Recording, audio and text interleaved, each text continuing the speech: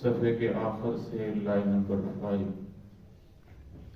سورۃ انفال کی آیت نمبر 11 سے۔ اعوذ باللہ من الشیطان الرجیم، بسم اللہ الرحمن الرحیم،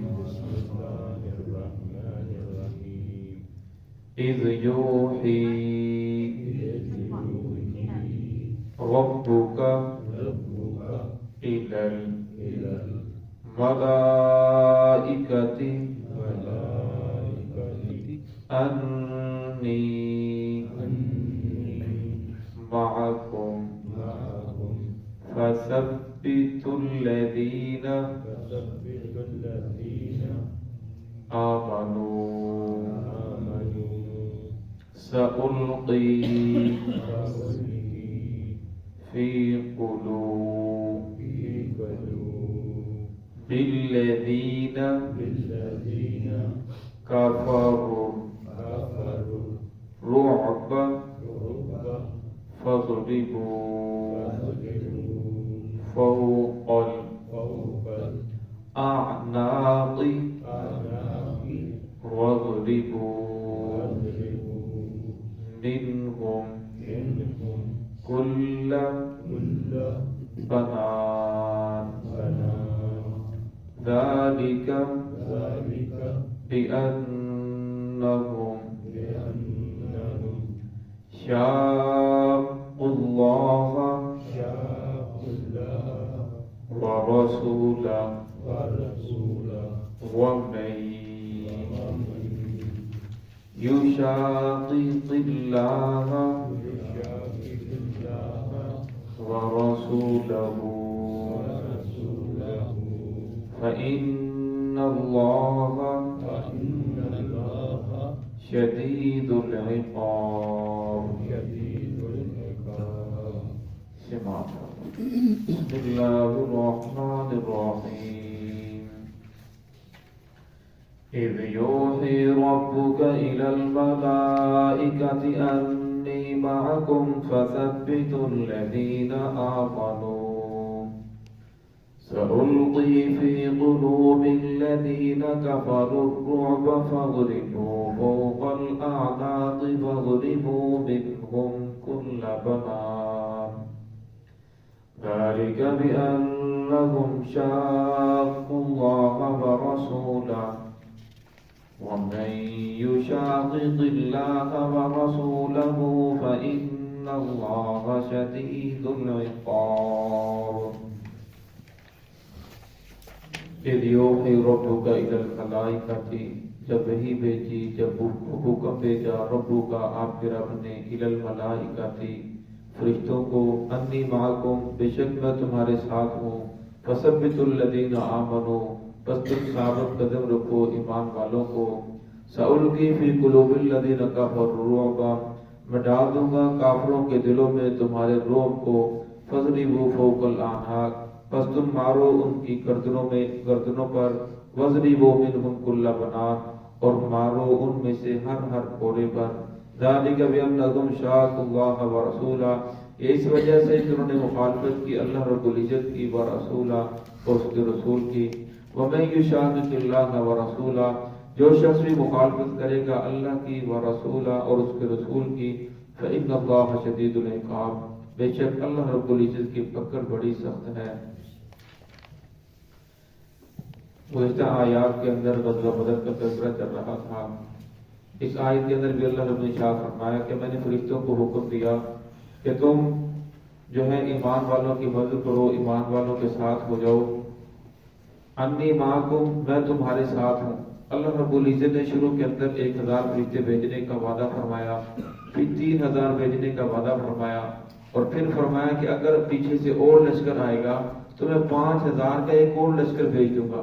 لیکن 3000 تو آئے، 5000 کا لشکر کفار کا پیچھے سے لشکر نہیں آیا، اس لیے اللہ رب العزت نے 5000 فرشتے بھی نہیں بھیجے۔ اور جب فرشتوں کو بھیجا تو اللہ شاپرا فثبتوا الذین آمنوا ایمان والوں کے درمیان رہو تاکہ ایمان والے ثابت قدم رہیں، ان کے قدم نہ اکھڑ جائیں کہ ہمارا تو کوئی سہارا ہی نہیں ہے، اس لیے فرمایا تم نے ایمان والوں کے درمیان رہنا ہے۔ سألقی فی قلوب الذین، فرمایا رہی بات مشرکین کی تو میں مسلمانوں کا جو روب ہے کفار کے دل کے اندر ڈال دوں گا، ان کے دلوں کے اندر مسلمانوں کا روب دبدبہ بیٹھ جائے گا، جس کی وجہ سے وہ پوری طرح جنگ نہیں کر سکیں گے۔ آگے فرمایا فَضْرِبُوا فَوْقَ الْأَعْنَاقِ، تم مارو ان کی گردنوں کے اوپر، وَضْرِبُوا مِنْهُمْ كُلَّ بَنَانٍ، اور ہمیں ایسی مار مارو کہ گردن پہ اگر چوٹ لگتی ہے، تلوار لگتی ہے، تو جسم کا جو بھی جوڑ ہے ہر پورے کے اندر اس کی ٹیزیں مار، جو درد ہے تکلیف محسوس ہو۔ اب اگر دیکھا جائے تو اتنی سخت سزا کیوں دی جا رہی ہے، اور اتنا اللہ رب العزت کا جو انداز ہے کہ ان کو اتنا زور سے مارو اور ایسے مارو کہ سارے جسم میں اس کی تکلیف محسوس ہو؟ فرمایا اصل وجہ یہ ہے کہ ان لوگوں نے اللہ اور اس کے رسول کی مخالفت کی ہے۔ اور جس وقت یہ مکہ سے چلے اور بڑے خوش تھے کہ آج مسلمانوں کو جو مٹا کر دم لیں گے، شراب کی بوتلیں اونٹوں کے اوپر لدی ہوئی ہیں اور بڑے خوش ہیں، اونٹوں کو ذبح کریں گے، گانے والی ساتھ ہیں، یا مسلمانوں کو ختم کریں گے تو ساتھ والے قبائل کو بھی دعوت دیں گے شراب کی، ان کو بھی شراب پلائیں گے اور گوشت کھائیں گے، بڑے خوش تھے۔ لیکن اللہ رب العزت نے ان کو ایسا ختم کیا کہ پھر وہ منہ دکھانے کے قابل نہیں رہے۔ تو اللہ رب شاہ فرمایا فَضْرِبُوا فَوْقَ الْأَعْنَاقِ وَاضْرِبُوا مِنْهُمْ كُلَّ بَنَانٍ، فرمایا یہ سب کچھ اس وجہ سے ہوا کہ انہوں نے اللہ اس کے رسول کی مخالفت کی۔ اور جو باقی قبائل تھے وہ بھی کہہ رہے تھے آج اگر محمد الرسول اللہ واقعی اللہ رب العزت کے سچے نبی ہیں تو فرمایا پھر تو کچھ محل مکہ ہے وہ غالب نہیں آ سکتے، اگر اللہ کے سچے نبی نہیں ہیں تو پھر جو ہے اہل مکہ ان پر غالب آ جائیں گے، کیونکہ اگر ان کی تعداد کہتے ہیں 1000 سے زیادہ بھی ہوئی تو اہل مکہ تو جنگجو ہیں، اس کے اندر پرانے جرنیل ہیں اور ایسے جنگجو ہیں کہ شمشیر زنی کے یہ ماہر ہیں، دنیا میں اس کی کوئی مقابلہ کرنے کے ماہر نہیں ہے جتنی تلوار چلانے کے اہل مکہ عرب لوگ ماہر ہیں۔ اور پھر اللہ رب العزت نے جب ایسا کیا کہ وہ ان کی جو طاقت تھی، غرور تھا، خاک کے اندر ملا، پھر دوسرے قبیلوں کو بھی دعوت ملی کہ وہ بھی اسلام کے اندر داخل ہو جائیں۔ انہوں نے بھی چاہا، انہوں نے یہ عزم کر رکھا تھا اگر محمد الرسول صلی اللہ علیہ وسلم غالب آ جاتے ہیں تو ہم اسلام کے اندر داخل ہو جائیں گے، ہم بھی محمد الرسول اللہ صلی اللہ علیہ وسلم کے دین کو قبول کر لیں گے۔ پھر لوگ جوگ اسلام کے اندر داخل ہونے لگے۔ ذالک بانکم شاقوا اللہ ورسولہ، فرمایا یہ سب کچھ اس وجہ سے ہوا کہ ان لوگوں نے مخالفت کی اللہ رب العزت کی، اس کے رسول کی۔ آگے پھر فرمایا ومن یشاقق اللہ، جو شخص بھی مخالفت کرے گا اللہ کی ورسولہ، اس کے رسول کی، فإن اللہ شدید العقاب، فرمایا اللہ رب العزت کی پکڑ بڑی سخت ہے۔ آج لوگ اللہ رب العزت کی ذات سے ناراض ہیں، آج لوگوں کو اللہ کی ذات سے شکوہ ہے کہ ساری مصیبتیں ہمارے اوپر آ رہی ہیں، کفار سارے عیش کر رہے ہیں، کفار بڑے مزے کے اندر ہیں، لیکن ہمارے اوپر مصیبتیں کیوں آ رہی ہیں، ہمارے اوپر ہی مصیبتیں آ رہی ہیں۔ فرمایا یہ تو انسان سوچتے ہیں میرے اوپر مصیبتیں آ رہی ہیں، لیکن فرمایا انسان کو یہ بھی سوچنا چاہیے کہ کہیں ایسا تو نہیں کہ میں اللہ اس کے رسول کی مخالفت تو نہیں کر رہا۔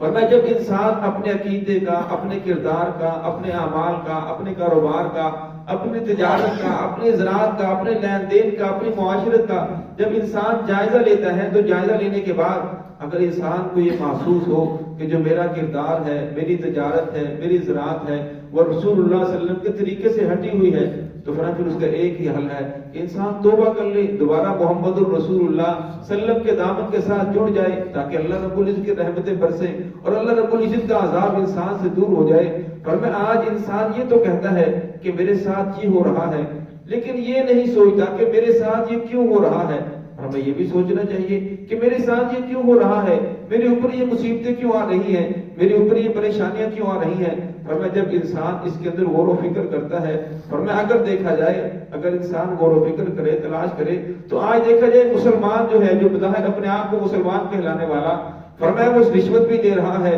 جھوٹ بھی بول رہا ہے، سود بھی کھا رہا ہے، کردار بھی اس کا جو بگڑا ہوا ہے، فرمایا یہاں تک کہ وہ اللہ اس کے رسول کی مخالفت کے اندر بہت آگے نکل چکا ہے۔ فرمایا جو انسان جس درجے کی مخالفت کرتا ہے، فرمایا اللہ رب العزت کا عذاب بھی اسی درجے کا آتا ہے۔ اب جو مشرکین مکہ تھے انہوں نے عقیدے کے اندر بھی مخالفت کی، عقیدہ بھی ان کا درست نہیں تھا، ایمان کے اندر بھی مخالفت کی، اور انہوں نے جو مخالفت کی وہ کردار کے اندر بھی، عمل کے اندر بھی وہ مخالفت کر رہے تھے۔ آج اللہ رب العزت کا ایک تو ہمارے اوپر احسان ہے کہ ہمارا عقیدہ تو درست ہے، عقیدے کے اندر تو ہم محمد الرسول صلی اللہ علیہ وسلم کی مخالفت نہیں کر رہے، ایمان میں تو مخالفت نہیں کر رہے، لیکن اگر ہم عملی زندگی کو دیکھا جائے